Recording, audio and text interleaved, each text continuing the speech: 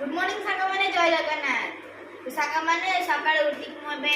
चूड़ा उपमा खाउची बोरिंग पर खाउची मामा सकाळे बने जन को टेस्टी टेस्टी लागुची आलू बहुत टेस्टी।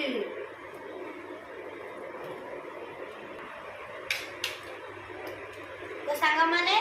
आज एबे खाइबा स्टार्ट हैला मु आज दिन सारा जहाँ भी खाइबी मु आपण मानक आज देखैबी। आज मोर चैलेंज निजे करछि व्हाट एट इन डे मु आपण समस्त को देखैबी। सागा माने एबे पोहा रे गला त पोहा खाइछ पर मु टिके हम काली मो मैथ्स एग्जाम अछि स्कूल रे तो मु मैथ्स के प्रिपेयर हेबी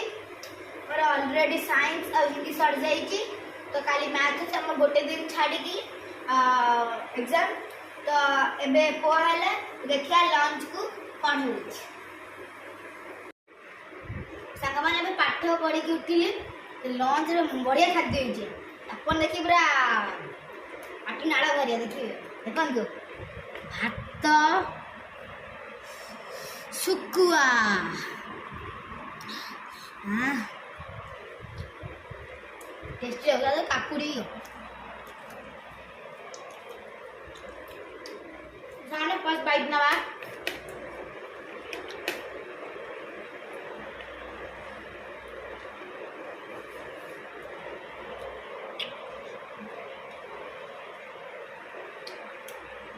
बढ़िया लगुच साग माने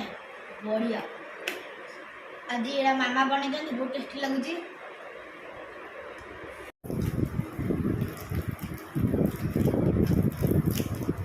साग माने एबे मो इवनिंग स्नैक्स रे खाउची ओरियो मंगा ओरियो आउ मिल्क ओरियो मिल्क मो फेवरेट मते बहुत भल लागे टेस्टी तो मु एबे फर्स्ट बाइट नंबर होची। आज मु सकाळ खाइली पोहा और खराळे खाइली भात डाली ओ सुकुआ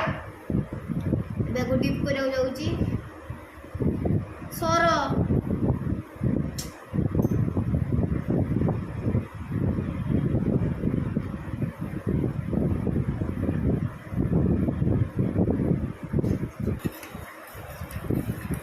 सागा माने मु खाई की लंच रे खाई लंच पर खाई सारा पर मैथ सॉल्व कला पर 5:30 को मुझे ब्रेक नहीं दिली 1 आवर 30 मिनट्स को ब्रेक नहीं दिली बे मु खाउची बे खाई से मु आउटर मैथ प्रैक्टिस करी खाली मो एग्जाम अछि।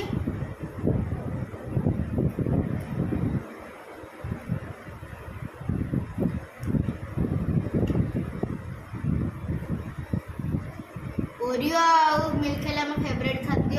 मेनली लंच इवनिंग स्नैक्स रे